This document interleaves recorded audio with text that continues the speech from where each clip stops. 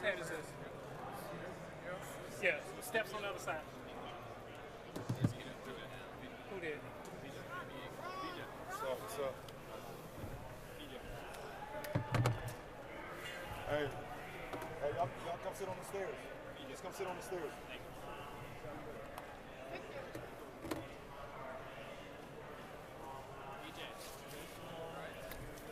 Hey, whose hat is it? I don't know, but somebody can take it. This hat was on a It's all good. Yeah. What's going on, everybody? How y'all doing? Good. Do I have a water coming? That's gone. Thank you, though. Whatever. We get started. Is somebody gonna?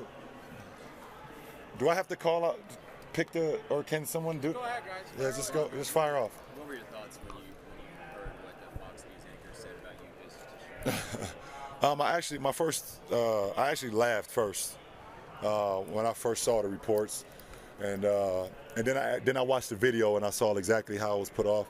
Well, first of all, I had no idea who she is or what she do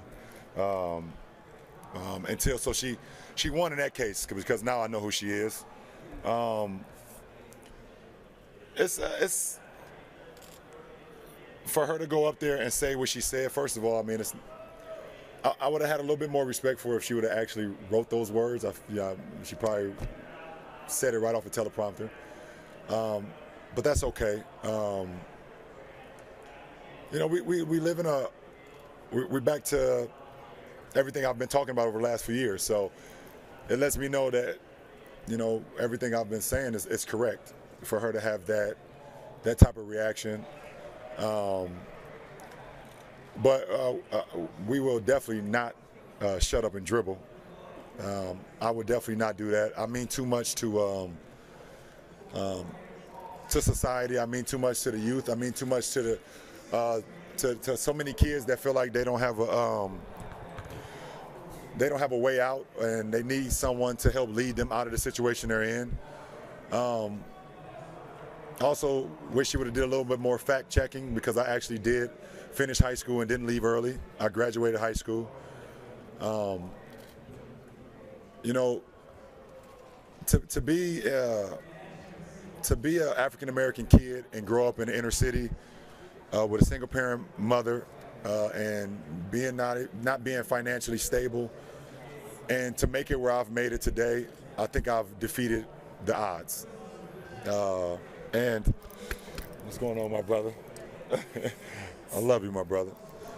I think I've defeated the odds, and I want every kid to know that, and I want everybody to know that the youth that they can do it as well, and that's why I would not just shut up and dribble, because I mean too much to my two boys here, their best friend right here, my daughter that's at home, my wife, my family, and all these other kids that look up to me for inspiration and trying to find a way out, and find some leeway on how they can become as great as they can be and how those dreams can become reality. So the best thing she did is gonna help me is create more awareness. So I appreciate her for even giving me even more awareness for me to sit up here in the greatest weekend of the NBA All-Star Weekend. This is the best weekend of the NBA, where all the countries in the whole entire world come watch the greatest players in the world, no matter if they're a part of Thursday, Friday, Saturday, or Sunday. And I get to sit up here and talk about social injustice, equality, and why a woman on a certain network decided to tell me to shut up and dribble. So thank you, whatever her name is. I don't even know her name, but I appreciate. What is it? Nobody knows. Oh, Tiago says no one knows, and that's perfect, because I get to sit up here and talk about what's really important and how I can help change kids, not only in America, but in Brazil and England and Mexico and all over. So thank you. LeBron, why do you think that people always target athletes for speaking out on social issues? Because there was a time where athletes either felt they shouldn't speak up upon things, or they felt they didn't feel the courage to speak about things that were going on. And I've always said that at the end of the day, I do it because I'm passionate about it. I do it because I know that this is bigger than just me personally. The hardest thing in the world for me personally is raising 2 African-American boys and an African-American daughter in today's society. It's hard. And for me to sit up here as an athlete, and that's why I started the company. I started in Uninterrupted because I wanted athletes to feel like they had the power, they had the platform to speak about whatever they wanted to speak about and not have it cut and diced and split into a soundbite and people use it how they wanted to use it. That's exactly why I started it. And it could be as powerful as speaking about Trayvon Martin, or it could be as simple as saying what type of pair of socks that you're wearing this morning. That's why I started the platform that I started, and to have athletes feel empowered to speak about whatever they feel like they want to speak about. And because we have so many kids and so many people look up to us, to have that platform means everything to me. Hey, Mr. LeBron, I've been waiting for you to talk to you. Mr. LeBron, for many years, I just want to say, Mr. LeBron, can you describe your perfect salad? My perfect salad? Or you can get on Uninterrupted and talk about your perfect salad. I don't know. I don't have a perfect salad. Just a lot of protein. I need protein. I need a vegetable. I need a fruit. Chinese chicken salad? That's cool too. I'll take that too. I'll take that too. I'll take that as well. All right, LeBron, I appreciate it. You're not gonna block me today, all right? Can you talk a little bit about this game? And we are always wishing to have a competitive game. Talk about that and what do you think about it? I think, Tiago, I mean, at the end of the day, our game it's so worldwide, and to have so many different competitors from all over the world is what makes our game beautiful. You have different shapes and sizes, and guys that's bigger, guys that's faster, guys that's smaller, but everybody is in our league for a reason, and in our league to make an impact, and for us to compete against each other in the finals, for guys like Kevin Love and Oladipo and us to all be here at this juncture in life. I think that's what makes our sport that much more incredible. In Brazil, you have a big fans base. Talk about your experience there and shoot out to Brazil. First of all, shout out to Brazil. I had an opportunity to be there, part of the NBA Global Games, and also be a part of the World Cup. And I've had a teammate for quite a long time with Anderson Varejao, and I've been there for the Olympics. So it's an unbelievable place, and I look forward to going back sometime. Thank you very much. Thank you, Tiago. My best memory of Anderson is his commitment to playing extremely hard every single night, no matter what. What he did didn't always show up in the box scores. He gave us extra possessions, offensive rebounds. His energy, his effort was very key to our success, and we all appreciate it. I know the city of Cleveland, he had the nickname Wild Thing, and they definitely appreciated that. LeBron, can you speak about how USA Basketball and the NBA have really put the energies and synchronicity together, and look what's happening now to the fan base? It's exploding. Your thoughts on how USA Basketball continues to bring our youth into the program? I think ever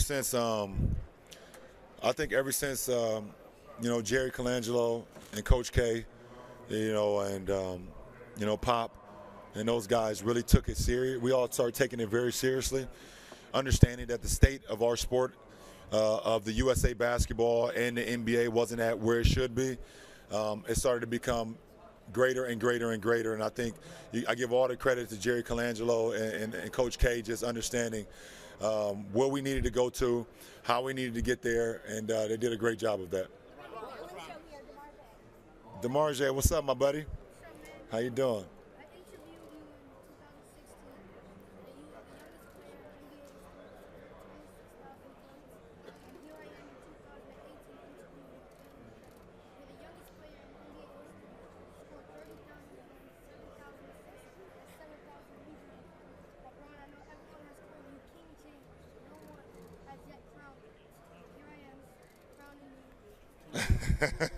I appreciate that. You crowning me? My man DeMarge is crowning me King James for 30,000 points, 7,000 rebounds, 7,000 assists. Youngest ever to do that. My man. I appreciate you. I appreciate that. I appreciate that. Oh, and shout out, right here, Ellen. Ellen, I love you. You know how much I love you. Thank you, and I'll be on your show soon. We love you.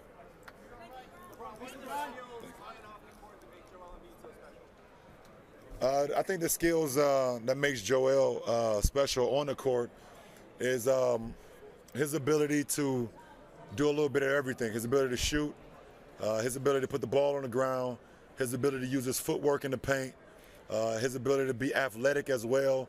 You seen him move last night. He made a pump fake at the three-point line, drove right, spun, and then dunked it home.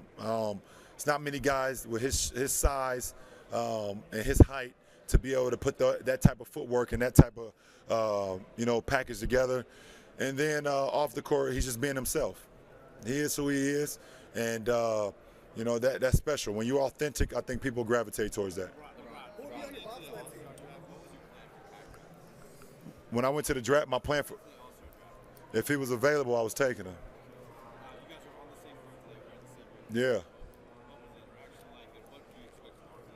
Well, I mean, listen, anytime I get an opportunity to be with a fellow teammate of mine on the same court, and then you add on the fact that what we was able to accomplish in the 3 years, it just make it special. You automatically start thinking about the moments. So there was a time when I was in Miami when I thought about if I would ever, if it was a chance for me to be Kyrie's, teammate at All-Star Weekend. I thought about that. Didn't think it'd be possible. And then we became teammates. We was on the same All-Star court together as teammates. And then now, being, opponents once again. But those thoughts, still go into my head of, how great it was to break the drought in our city over 50-plus years when the both of us had magical finals runs. And, so it's always special. LeBron, KD said he thought that the Fox News' anchor's comments were racist. Do you feel that they were? Do I feel like her comments was racist? I mean, listen, race is a part of our country, and we know that. I think, the engine that she sits behind doesn't have a great rap sheet when it comes to, race in our country and things of that nature. There's been many people that's not African American that spoke upon the same issues that I spoke upon, and they didn't say anything to them. So you can look at it as being, racist, or you can look at it as saying it's just racial tension, which we already know that goes without saying. I don't think we sitting here and saying, oh, she's racist or that's racial tension. I'm surprised. We know that what's going on, and I'm just trying to shed a greater light and a positive light on the bad aura or the energy that some of the people are trying to give to the people of America and to the world. I'm not the negative side. So, me having this platform, I'm just trying to shed a positive light on the rights, what I feel like is right, and and am I always right? Can I have everybody follow me? I don't think so, but I feel what's right. I feel like I'm looking at my boys right here, teaching them what's right and what's wrong, and we see what happens after that. Slide the mic out away from you a little bit.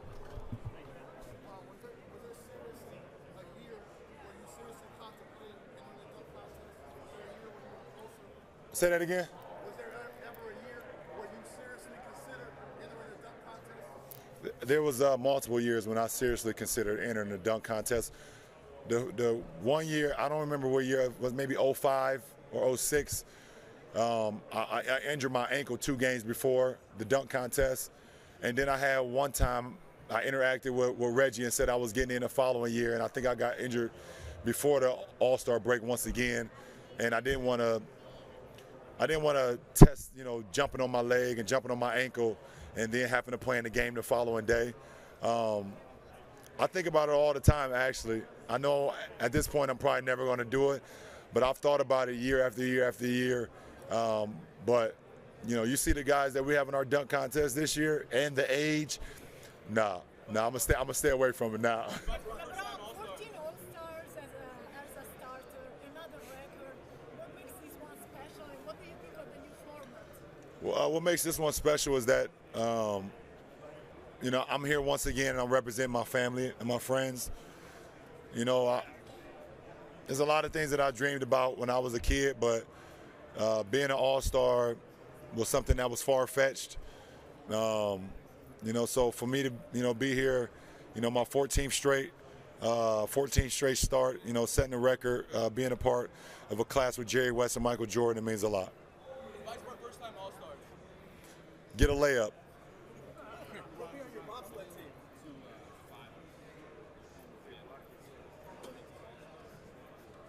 Yeah. How do you feel like you're at the center of something and people are using you as a symbol? I don't know. The question was at the center of the finals, my house was vandalized here in Los Angeles. And now at the center of All-Star Weekend, the lady said what she said. And do I feel like I'm a what? Am I being used as a symbol? I don't know. But if it brings the greater of good, then I'm okay with that. And like I said, I get it to sit here and let you know how I truly feel about what's going on, either from me personally or people that I can try to help, either when I did it at the finals or when I'm doing it here at All-Star Weekend. So, if it's for the greater good, then I don't mind being a symbol. I don't sit up here trying to get a reward for it. I don't think Muhammad Ali sat up there trying to get a reward. I don't think Jim Brown or Bill Russell or Jackie Robinson and the list goes on and on. They sat up there trying to get rewarded for it. I guess it's just who we are. And we know it's bigger than us. It's not about us. I'm going to do what I have to do to continue to play this game that I love to play. But this is bigger than me playing the game of basketball. Like I said, I'm a father as well and raising, 3 kids and, it's very difficult in this day and age. And then being African American, it just makes it that much more challenging. So you want to know what's funny, Dave? Because while all of this is going on and I'm getting up here and get to talk about this, what I haven't talked about is how proud I am of the movie Black Panther.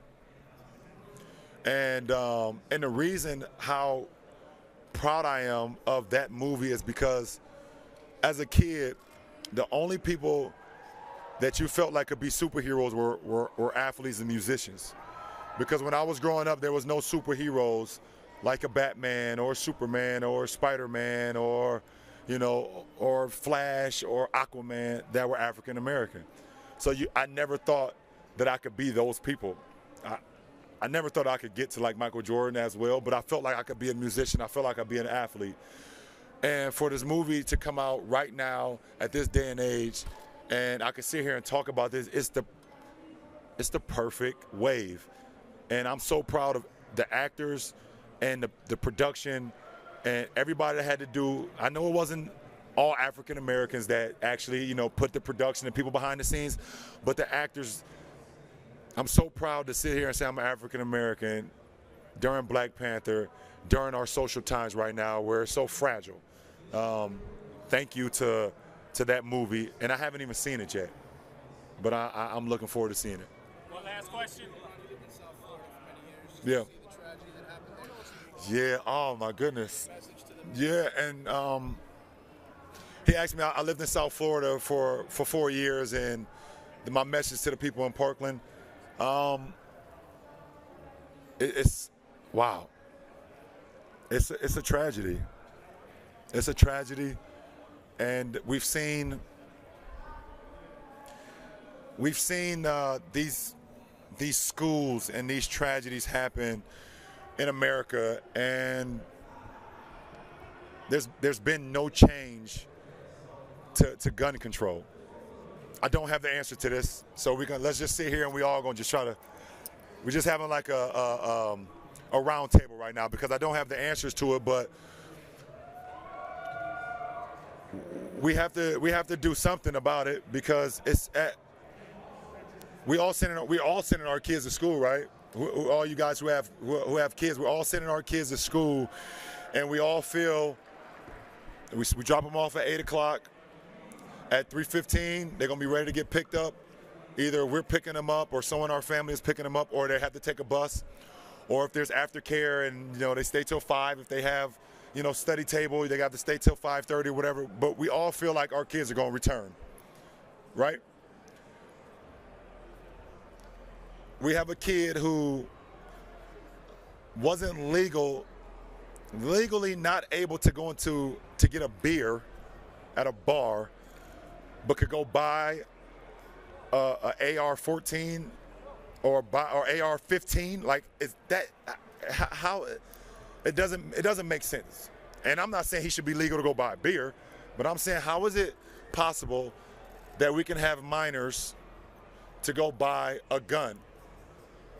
I don't have the answer to it, but to the families in Parkland, down in Broward County, it's sad, and I'm sorry, and it's just a tragedy, and I hope that we don't continue to see this, because it's been too many in the last 10 years. It's been way too. I appreciate it. Thank you. Appreciate it, guys.